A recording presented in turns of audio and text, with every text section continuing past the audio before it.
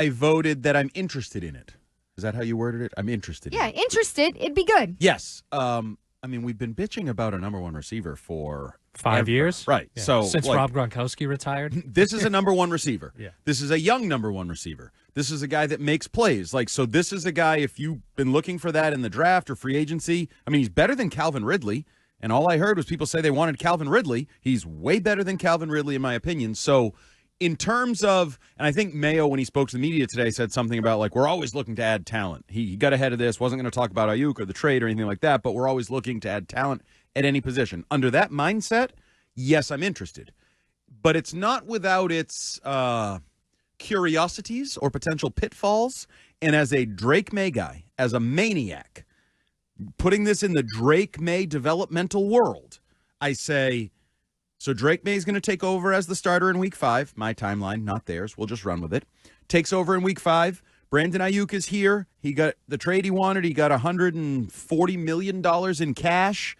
And now he's working with a rookie quarterback who may or may not see him open on certain plays, who may or may not hit him in the hands when he's open on certain plays.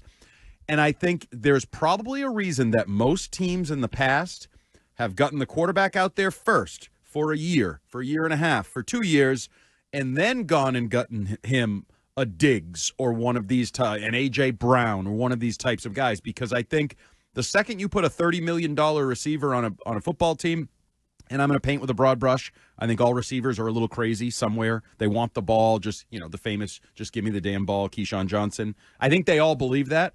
That adds pressure to Drake May's development. So that would be my just worry or downside. But you added a really good football player to your team that in the long run should make you better and help you win games. So sure.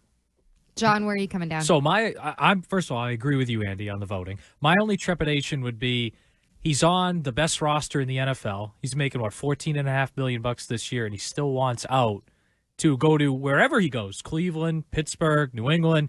It's going to be a worse football situation, but doesn't seem to bother him, even though he could get a huge contract this offseason anyway. So little trepidation there, but for me, I do the deal. I want him here. He's going to walk on the 75 catches, 1,342 yards. Both of those would have led the Patriots last year. I know we talk about Aiyuk as the third option or the fourth option in San Francisco. I mean, both of those would have led the Patriots. 17.9 yards per catch would have led the Patriots, right, among qualifiers. So, I mean, 9 contested catches would have been second on the team. He would have done everything on the team that they didn't have a player like that. And they haven't, honestly, in the passing game, had a player like him since Rob Gronkowski retired. That's a legit guy that teams had to game plan for. So I would be all for it with those couple trepidations. Also buzz. Can I throw the word buzz in there? Sure. Because there's been a lot of talk in this camp, not a lot of buzz. If there's buzz, it's kind of negative buzz. Does Mayo know what he's doing? Is Judon on the team?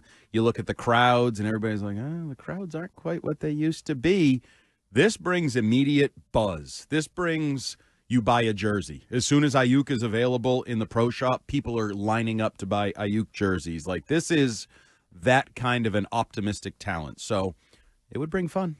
He's a star. He's a name. If you want to join in and give your opinion, it's 617-779-7937. You can also follow us on Twitch at twitch.tv/BostonWEI. You can find us on YouTube at WEEI Videos. Great video that we have up there yesterday that's doing very well about our pole vaulter story. Apparently, that has much broader reach than much of our content. So you can check that out. If you missed that segment yesterday or missed anything that we talked about yesterday, you can find it on the free Odyssey app or wherever else you get your podcasts. I am very sorry to say that as much as I really, really want them to get Aiyuk, and I think that they should move heaven and earth to go get Aiyuk, pay the man $30 million plus a year, I don't care, that I'm worried the Patriots are getting played. You're very negative. I'm worried that the Patriots are getting played in this scenario.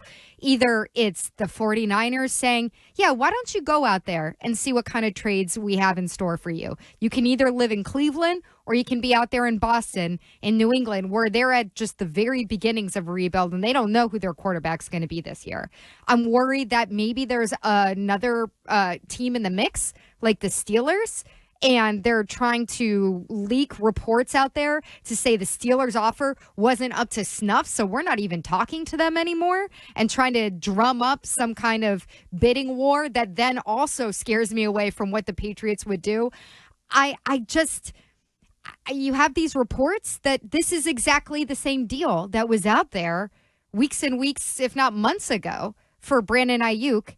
And has it just become so toxic out there in San Francisco that now they're finally putting their foot down and saying we're going to move the guy, and that's the only thing that's changed?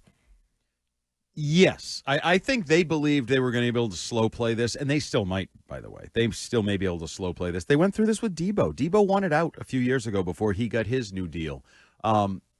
So, yes, I think there's some truth to that. Or maybe they have just flat out reached the end of their rope, and now they're going to do deals. And I've heard people pose the idea that the trade to the Patriots would be similar to when the Patriots traded Jamie Collins to the Browns, and everybody was like, you sent him to Siberia, you showed him, you sent him to Cleveland. It's a punishment. That maybe now it's a punishment to come to New England and this that offense is so with this sad. team. That's the other piece. If you're San Francisco, what gives you the best chance to win a Super Bowl? Like Aiyuk or Bourne in a second-round pick? Like it's Aiyuk. Well, so, unless he's a dink. Sure, but I mean, how dinky is he going to be? You got to overtime in the Super Bowl with him last year. He's in a contract here. And I heard he was bitching about not getting thrown to immediately at the Super Bowl last year. Bitching immediately that he didn't get the ball enough. And, I mean, that's what you never know with these guys, like how they change when they get the money. Is this just validation? And then I use Jaylen Brown as the example. Gets his contract, goes out and tries to prove to the world I'm even better, but I'll also play defense. I'll do whatever you ask me to do. If he's that, I mean, a lot of these have worked out. I thought Stephon Diggs was a dink who wasn't that good. He went to Buffalo and looked really good. Now, he was still kind of a dink, and Josh Allen had to manage that in his way with their relationship. But, like, A.J. Brown, that worked great in Philly. So there's examples. Even Debo in San Fran, since he re-signed, has worked well. Tyreek Hill goes to Miami. Yeah. It works. So there are plenty of arguments for this. Now, my biggest pro of this, can I give my biggest pro of this? Absolutely. As a maniac, once again, if the Patriots, and they have been talking since the spring, that is fact, and they are interested. If they are willing right now to trade for Brandon Aiyuk and give him whatever the cost of doing business is, $100 and something million contract, I think that is a really good sign that they are still all in on Drake May. Because if they had any sort of buyer's remorse from the draft through 12 practices or 11 practices, I think you'd be like, do we really want to give up that pick and that money for the fact that we may not have a quarterback? Because if you have that worry, you want all the assets at your disposal to go get that quarterback.